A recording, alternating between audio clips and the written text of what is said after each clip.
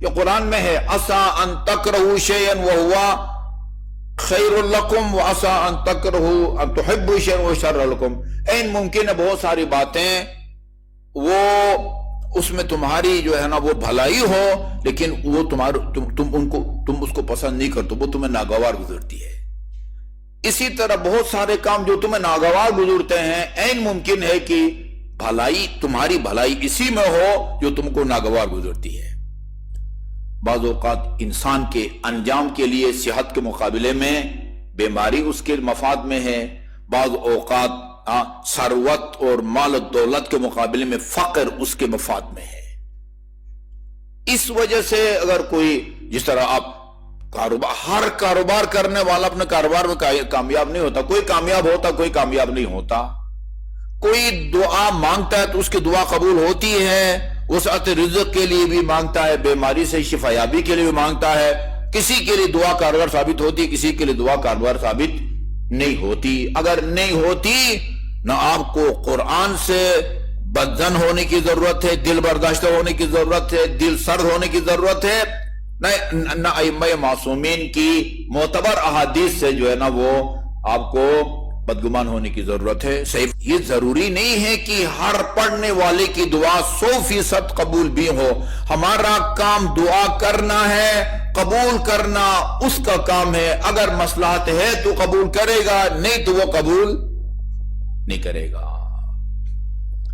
اچھا، یہ میں نے بہار الانوار اور دوسری کتابوں میں یہ پڑھا ہے۔ میں جب 1986 میں آیا ہوں نا یہاں اسلام آباد، تو یہاں کرسی پہ بیٹھ کے نماز پڑھنے والے مومنین اتنے نہیں ہوتے تھے جتنے آج کل ہیں۔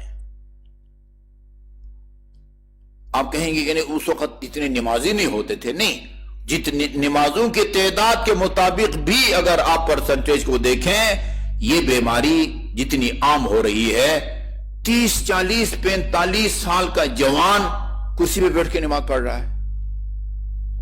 اچھا، کچھ ایسے مومنین کو بھی ہم نے دیکھا باہر سے بڑے ٹھیک ٹھاک جو ہے نا وہ چل رہے ہوئے آتے ہیں، نہ کوئی لنگڑاتے ہیں، نہ ان کو تکلیف ہوتی ہے، اور کرسی پہ بیٹھ کے نماز پڑھ رہے ہیں۔ ان کو میں نے بتایا کہ بھائی یہ آپ چل کے ٹھیک ٹھاک آ رہے ہیں، اس کا مطلب یہ ہے کہ آپ کھڑے ہو کے حمد و سورہ پڑھ سکتے ہیں۔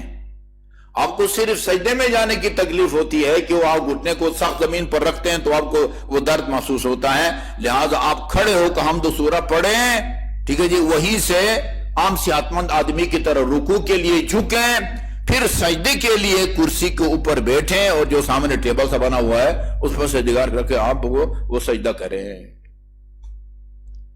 اس تمہید کا مقصد یہ ہے کہ ایک دعا میں آپ کو بتاتا ہوں جو گھٹنوں کے درد کے لیے مفید ہے۔ کافی لوگوں کو میں نے یہ دعا بتائی ہے، انہوں نے عمل کیا ہے اور ان کو اس سے فائدہ ہوا ہے۔ 3 ٹائم ہر نماز کے بعد، بلکہ ہر نماز کے بعد 5 نمازوں کے بعد، یا اجود من اعطا ویا خیر من سئل ویا ارحم من استرحم ارحم ضعفی وقلت حیلتی وعفنی عن مرضی یا عن وجعی بجاہ محمد وآلہ الطاہرین۔ ہر نماز کے بعد اس کو پڑھیں، ہر نماز کے بعد۔ اچھا،